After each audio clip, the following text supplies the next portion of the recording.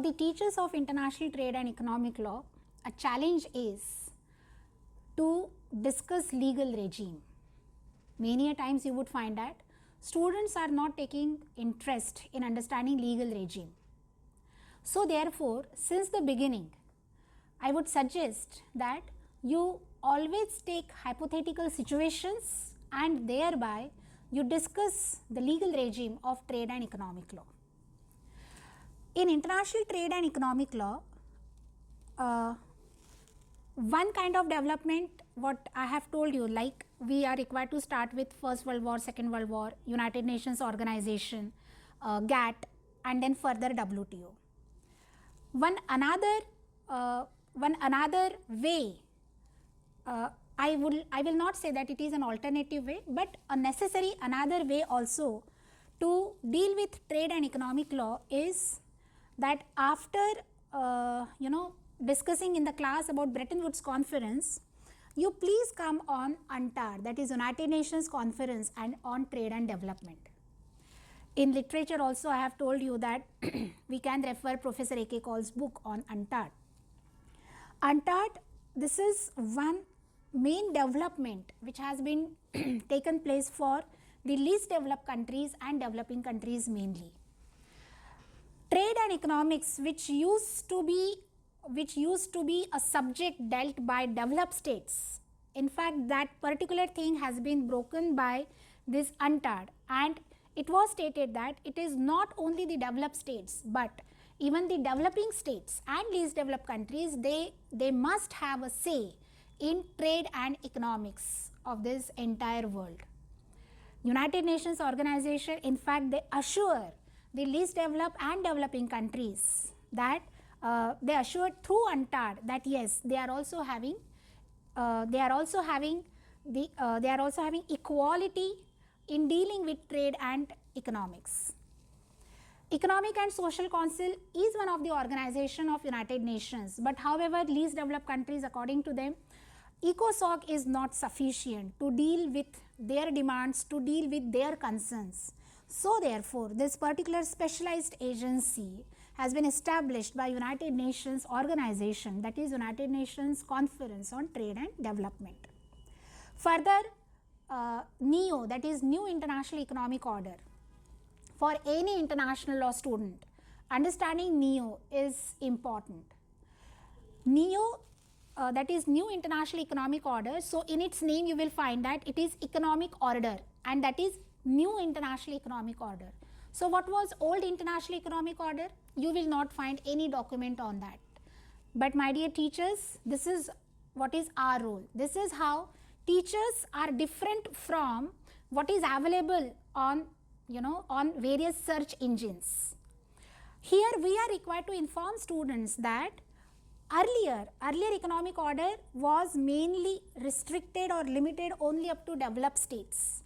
But then that particular thing has been changed, and you will find that various states they found its own place in economic order, and thereby we called it as New International Economic Order. In this document, as I have told you that this particular document, that is New International Economic Order, is applicable for, of course, for economic law and trade law, plus it is applicable for human rights as well. It begins with self-determination.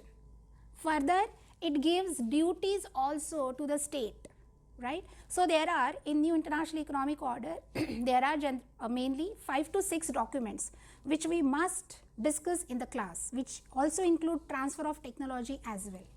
Okay, so background must be very strong, then only students will be able to connect the dots. So we are required to facilitate them by informing all these things to the students.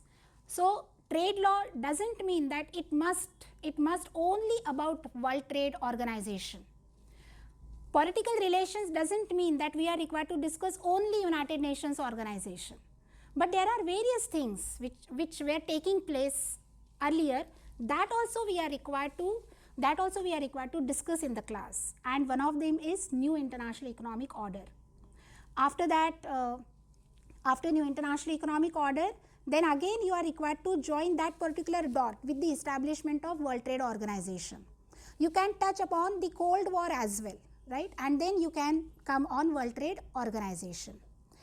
Before NEO, if you wanted to go, then you can refer the the nationalization of oil case, like the conflict between Libya and plus various other multinational companies of England, and how in Middle East countries, mainly in Libya, further Kuwait also, how they denied to observe the agreements which they have done to various multinational companies of England earlier. So all those conflicts also you can always put forward in the class. It will create interest amongst the young minds, because as you know, young minds, they are having 100 of reasons to deviate from their main focus. So therefore we must have 1,000 of ways to make them more focused, right? So therefore introduce all these issues to the students, so thereby they will be able to identify that whether existing legal regime is able to give solution to those issues or not. So once you will discuss NEO, UNCTAD, you please also introduce the conflict pertaining to permanent sovereignty on natural resources. You please also discuss that how the nature of sovereignty is changing day by day. Why? Because trade and economic law is one of the main reason that we have changed the meaning of sovereignty. Now there is no absolute sovereignty over anywhere, but there is shared sovereignty, right? When one state is entering into an agreement with another state, and when they are promising that okay, you will accept my products and I will send my products, therein somehow, because of those agreements, they are accepting the jurisdiction of other states as well. Somehow they are standing together in trade and economic law. So therefore now gone those days when absolute sovereignty was there, but now the days are of shared sovereignty. So introduce all these aspects to the students. It will definitely make your class more live. Now further coming on the legal regime of trade and economic law. As I have told you, you are required to take hypothetical situations and also various situations which were taken place, mainly like as I have told you, nationalization of oil case and etc. So with this also you will be able to make your class more live. Now regarding legal regime, there is no alternative to reading the actual agreements. Please encourage your students to read the agreements rather than reading only commentaries which have been given in books. It is required to read books, it is required. But as in domestic law, what we say to students, that first you read the actual provisions and then you read commentary. Same thing you are required to do even in trade and economic law as well. In trade and economic law, students are required to understand the structure of the organizations which are dealing with trade and economics, and also the various agreements or conventions. Like for trade law, WTO structure we must understand, and further it's all agreements. WTO agreement, understanding WTO agreement is in itself a big task. So please elaborate in the class that how it is divided into various annexures and how one annexure is different from another annexure, and how to read that particular agreement. If you will be able to discuss that how to read, then students will be able to read it. Okay, so rather than telling them that you have to read it, but as a teacher we need to tell them that how to read it. Now how to read it, then in that case you will find that there are various parts, right, in various agreements. Like there are agreements which are in relation to goods, there is an agreement which is in relation to services, there is an agreement relating to intellectual property called as TRIPS, and plus there is a trade policy review body. And then how DSB is working, how various the organs are there. Like for example, first we start with panels, then we go for appellate body, and then how DSB adopt that particular decision. So that also we are required to inform to our students. In agreements again, we need to start with GATT. In GATT, you will find that there are some specific provisions, general provisions. What is the general exception? Like principles, for example, we are having most favored nation principle, MFN. Then we are having national treatment principle. How to read schedule which we have prepared for tariffs. Now, there are many issues in trade and economics. In fact, for that matter, this particular legal regime has been developed, that is about quota, issue of quota, as also issue of tariffs. So earlier, when there was no schedule, the states, they used to impose tariff rates according to their will. If a state is like a friend state, then in that case tariff rate are very less. If they are not liking some of the state, or they have their own issues, political issues or so, then in that case they will impose more tariff rate. So therefore, when GATT organized all their rounds, so in those rounds they discussed about minimization or regularization of tariff rates. So thus, for that matter, how Article 2 has been introduced, right, regarding schedule of concessions. So we are required to tell all these main principles of WTO agreement, as also which are the main principles of international trade law as well. Then coming on the various other provisions. So when you will come out with Article 1, 2, 3, 4, then again maybe you will find that students are not able to concentrate. So therefore, try to elaborate by making classes like general provisions, specific provisions, special provisions. Like there is a special and differential treatment to the developing states and least developed countries. So how we decide that particular status, right? And then ministerial conferences, that how various ministerial conferences are taken place under World Trade Organization. What is the process, how they are coming up on various decisions, how they are taking all those decisions. So on that also we can always inform our students. We need to discuss all these things, and along with the hypothetical situations as well. Regarding economic law, yes, we are required to discuss mainly International Monetary Fund and its articles of association. Then how their policies are. For example, they are having special drawing rights. They are having in IMF, in International Monetary Fund, each and every state they are required to give funds as well. So how we decide the status of one state under International Monetary Fund. So International Monetary Fund has its own grammar, so that we are required to discuss in the class. Further, in international trade law, as I have told you that there are various agreements. Then further, there are various decisions which has been taken place by dispute settlement body. So there are few landmark cases which one must read, like bananas case is there, automobile industries case is there. In fact, for all agreements there are few landmark cases.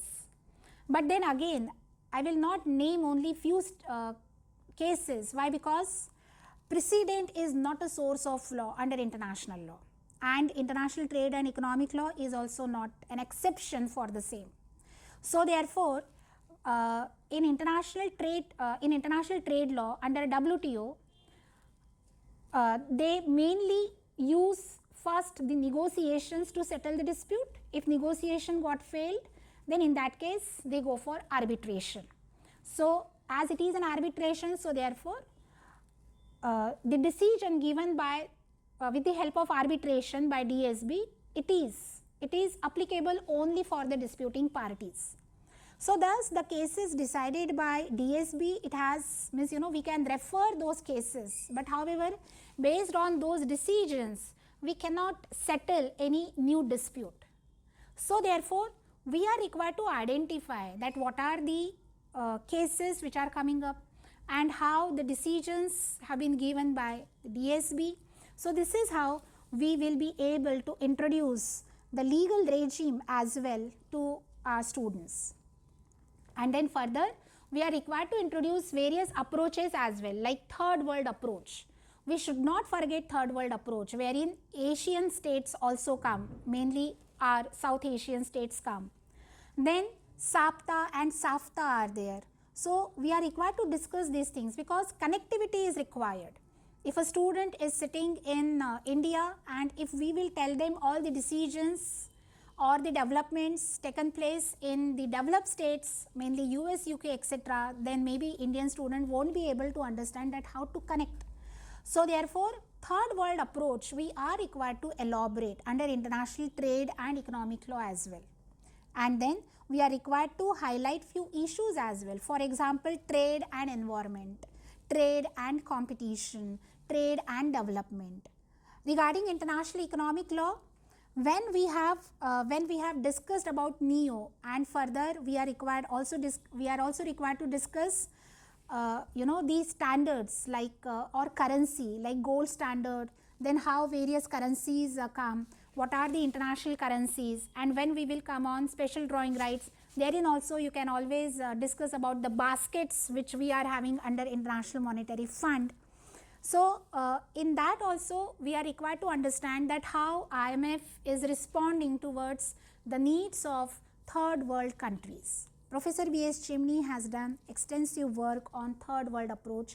Before that, Professor R.S. Anand, one should read at least once what exactly his opinion about third world approach. So all these things we are required to discuss. So